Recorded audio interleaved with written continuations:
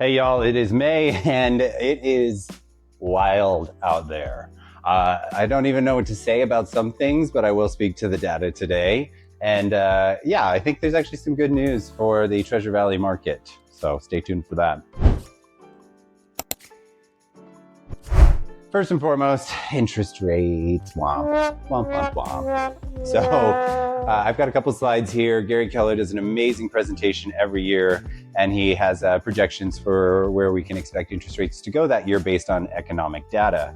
The projections at the beginning of this year were that we would be at 5.9 for an average interest rate, which we were heading towards. And unfortunately, with the Iran war, oh my God, bro. Oh, hell no, man. What the fuck? That has jumped back up. So I've seen 6.3, 6.5 in some cases, but all of those gains we had made with interest rates dropping have since crawled back up, which is heavily disappointing, especially for many markets in the United States. Ironically, Boise is not necessarily experiencing a slowdown because of this, which is really interesting, and I'll get into that in a minute. But interest rate projection 5.9. We'll see if we get there by the end of the year. I thought what was really interesting from his presentation as well was that like 50% of Americans have a sub 4 interest rate on their mortgage. I don't know that we will see sub 4 interest rates again in my lifetime at least. And so that means 50% of mortgages out there are never going to refi. And then there's about 20% of mortgages that are above 6%. So for my lenders out there who were looking forward to the refinance business that might have come at the beginning of the year, that has definitely slowed down, which brings like an interesting piece to the puzzle because we don't know what's going to happen. All the economic data was suggesting that we should see interest rates come down this year. They would if the war stopped and inflation calmed down. So I'm talking to my buyers about a 2-1 buy down. What that looks like is it's just a temporary buy down so that we can get through this phase right now. To wait until interest rates do drop down. If you want more information, you can reach out to us on that. Super powerful tool that could be helpful right now in this market. Let's move on to the active and pending report, which I'd love to talk about. So I've got the graph here for 2026, looking all the way through March and into April. And as you can see, we have inventory sort of on the decline, starting to flatline, while buyers pending contracts are continuing to move into the market. I did a class today and I was asking my other agents, like, what are you guys seeing out there? And 90% of people in the room raised their hands. They're seeing multiple offers. So if you have sellers who are wary about what's going on with the national news, you look at this data locally and it's a seller's market. Lots of sellers out there, if they're pricing it right, are getting multiple offers. So something you definitely want to put in front of them. I have the other graph below that for 2025, which is the same time period last year, just to kind of show you the juxtaposition of how quickly this year is moving, even with interest rates coming back up. Last year, we saw inventory come down just a bit, pendings went up just a bit, but very quickly, we saw a ton of inventory flood the market last year. Buyers did not, and you'll see there's a lot of canceled and expired, a lot of price drops as well. So this market this year, despite interest rates, great market.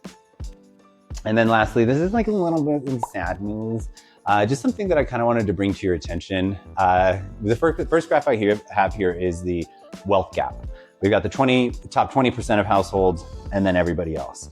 And basically from like the 60s to the 90s, the gap was very insignificant. But quickly in the last 30 years, the wealth gap has gotten almost astronomical, and sometimes it's doubling year over year. When we see this much concentration of wealth on the top end with the rest of the economy and the rest of the households not keeping up, like you look through history and what we'll see there is like revolutions, like civil unrest because of how much wealth is concentrated, how much wealth and power is concentrating at the top. And so I don't know. You know, as a real estate agent, I look at this and I think, okay, well, how do I help these families help their kids get lessen that gap so that they're not left behind, right?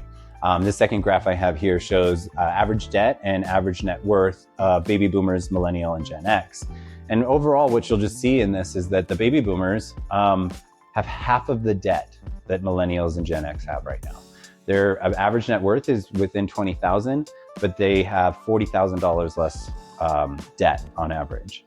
And so, you know, we've got $40 trillion worth of equity in homes in America. A lot of that is with baby boomers in their houses, and we're probably going to have to see them tap into that equity. to help out the younger generation, to help out their kids and their grandkids. Either that, or we'll see one of the most significant pass alongs of generational wealth once the baby boomer generation passes away. So that'll be really interesting. I'm not sure what that will do for the economy. But when I do talk to my clients about this, if you are one of those Americans, 36% of Americans own their home outright, 76 have 50% or more equity in it. If you're one of those and you have a ton of equity in your house, frankly, it's not doing anything for you. It is sitting there keeping your payment low or non-existent, but ultimately it's not gaining interest. And because of inflation, it's potentially losing value. That money should be working for you, or if not for you, then it should be working for your kids. As always, we like to take a step back and just think about like what's most important for people out there. It's not always money, but if you're looking for advice from a trusted real estate agent, now might be the time to talk a little bit about how to strategize for your family. I'll see you guys next month.